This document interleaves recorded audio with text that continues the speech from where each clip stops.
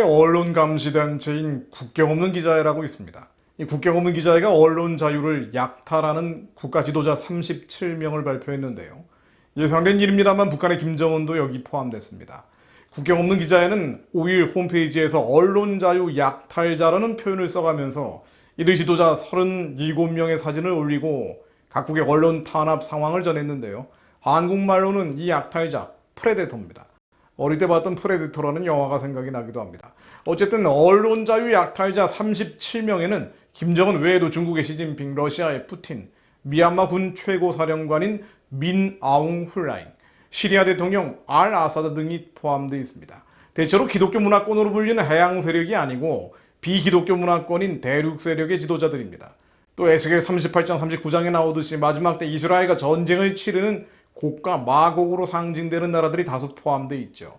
이것은 예수님이 다시 오실 때까지 교회를 탄압하고 주님을 대적하는 어둠과 흑암이 대충 어떤 식으로 흘러갈 것 같다는 느낌을 갖게도 합니다.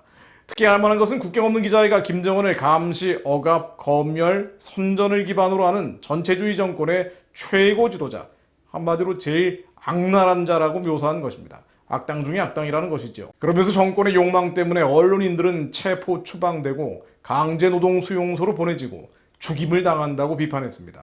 북한은 아프리카의 에리트리아와 함께 세계 언론지수 꼴찌를 유지하고 있습니다. 지난 4월 발표된 국경 없는 기자회의 2021년 세계 언론자유 지수를 보면요. 평가 대상 180개국 가운데 에리트리아에 이어서 179위를 차지하고 있습니다. 지난해는 북한이 최하위 꼴찌를 차지했고요. 한편 국경 없는 기자의 언론 자유 순위에서 최고의 언론의 자유를 누리는 국가는 노르웨이입니다. 그 다음 핀란드, 스웨덴, 덴마크 등 북유럽 국가들인데요. 물론 이 순위가 높다는 것이 좋은 것만을 뜻하지는 않습니다.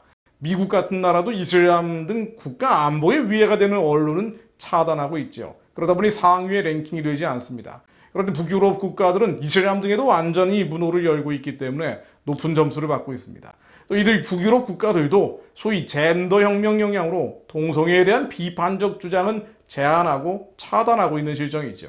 흥미로운 것은 한국은 같은 순위에서 42위를 차지한 것입니다. 이 수치는 2020년 현재 GDP 10위의 경제대국인 한국에는 어울리지 않는 낮은 순위입니다.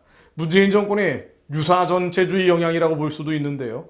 여당인 민주당은 7월 내로 언론에 대한 징벌적 손해배상제, 언론중재법이라고 하지요. 또 좋아하는 언론은 정부 광고를 더 주고 미운 언론은 깎아버리는 미디어 바우처제, 주민 참여를 통한 언론 영향력 평가법이라는 것을 소위 언론 개정안 패키지를 처리할 전망이라고 하죠. 이런 법들이 통과되면 민주당 정권의 비판적인 언론은 더 위축되고 우호적인 언론은 더 발호하게 될 것입니다. 그럼에도 이슬람과 공산주의 선전을 허용해버리고 동성애 비판을 금지한다면 언론의 자유 순위는 그다지 낮지 않게 평가될 수도 있습니다.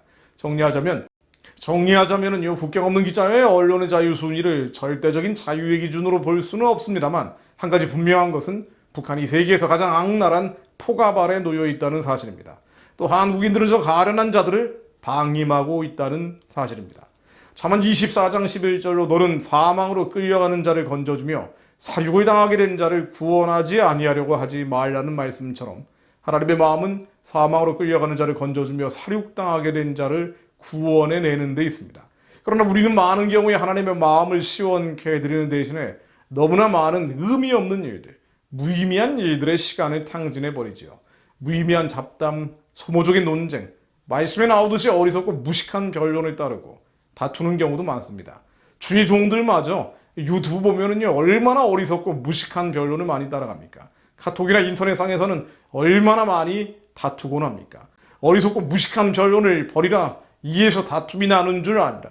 디모데후서 2장 23절 말씀에 나오듯 얼마나 이 말씀을 저희들이 지키지 않습니까? 믿는 자들이라고 하면서도 얼마나 많은 논쟁을 벌이고 얼마나 많은 다툼을 일으킵니까? 이사야 58장 4절로 보라 너희가 금식하면서 논쟁하며 다투며 악한 주먹으로 치는도다.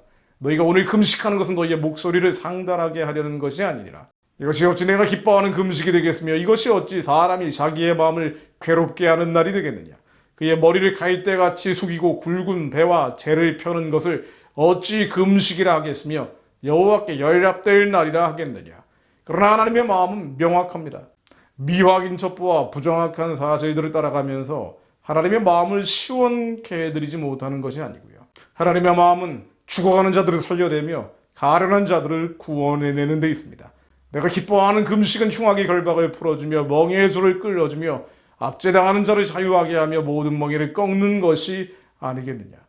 하나님의 유튜브상에서 은하게 떠도는 음모론이나 거짓 선동을 따르면서 논쟁하고 다투고 타인들을 정죄하고 비판하고 비난하는 것이 아니라 주님의 마음을 시원케 하기를 기다리고 계십니다.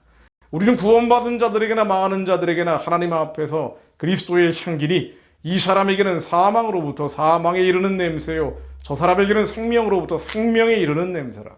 누가 이 일을 감당하리요? 우리는 수많은 사람들처럼 하나님의 말씀을 혼잡하게 하지 아니하고 순전함으로 하나님께 받은 것 같이 하나님 앞에서와 그리스도 안에서 말하노라. 하나님, 저희가 생명에서 생명에 이르는 그리스도의 향기가 되게 하옵소서. 하나님의 말씀을 혼잡하게 하지 않고 순전함으로 거룩함으로 성결함으로 그리스도 안에서 말하고 그리스도 안에서 행하는 자들이 되게 하옵소서. 의미 없는 논쟁, 쓸데없는 이들에 저희들이 시간 낭비하지 않게 하시고 하나님 구해내려는 자들, 살려내려는 자들, 구원을 기다리고 해방을 기다리는 자들을 위해 기도하고 행하는 자들이 되게 하옵소서.